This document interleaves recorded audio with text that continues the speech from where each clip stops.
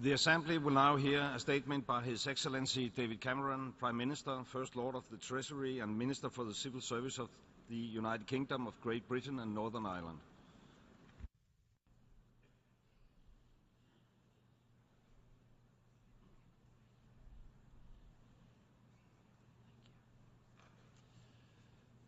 Distinguished delegates, we meet at an important moment.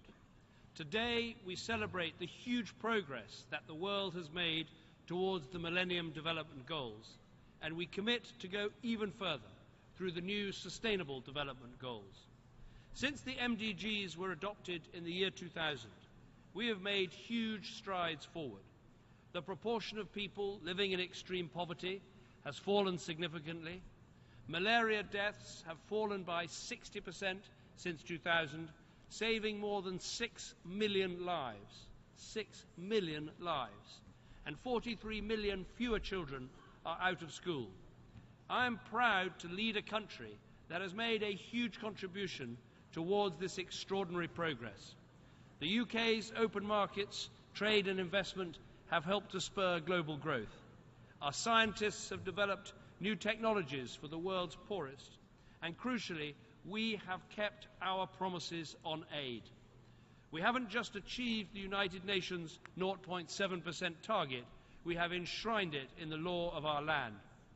This investment is helping the world's poorest and the most vulnerable people to lead a better life. Children vaccinated who otherwise would have died. Refugees fed and clothed who otherwise would have starved. Countries given a chance of stability and security that otherwise could have fallen apart. Aid is not enough on its own, of course not, but it is essential and it works. So today I call on others to follow Britain's lead. I say to my fellow world leaders from developed countries, we've been making these aid promises for years. Now let us all deliver on them.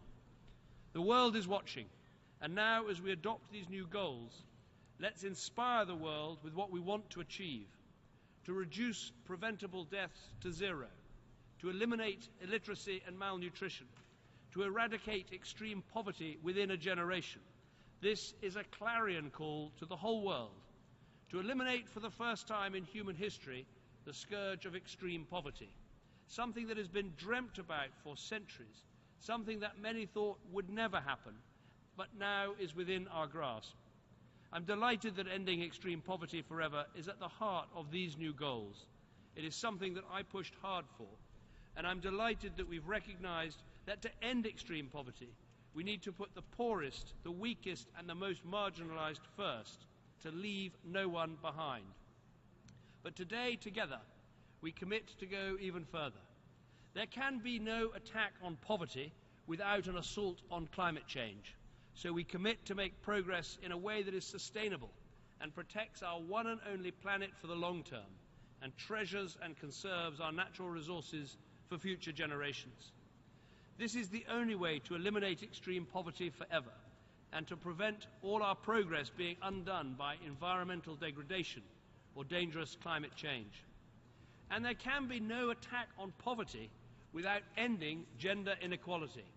So today we commit to a world where women and girls are treated equally to men and boys. And crucially, we commit to tackle all the causes of poverty. Let us be frank, especially here, about what keeps so many stuck in poverty.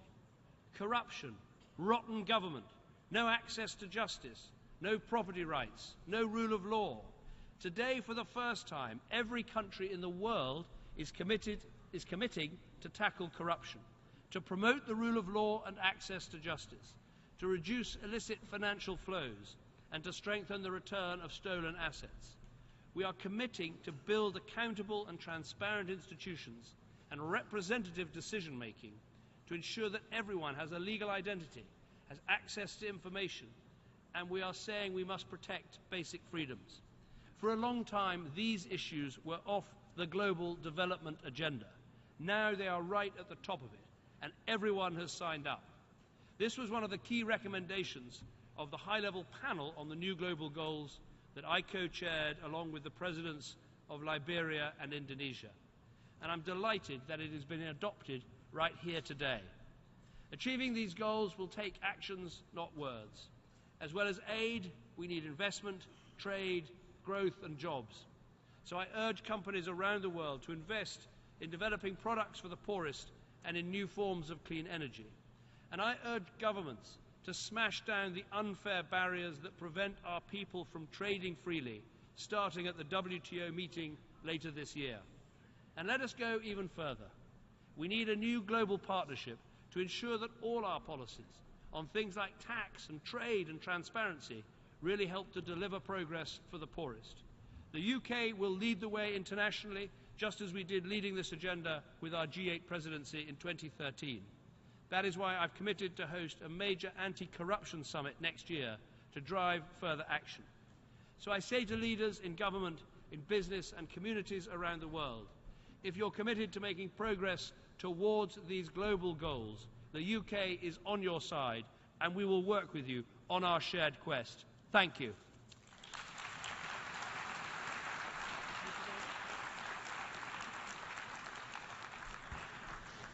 I thank the Prime Minister of the United Kingdom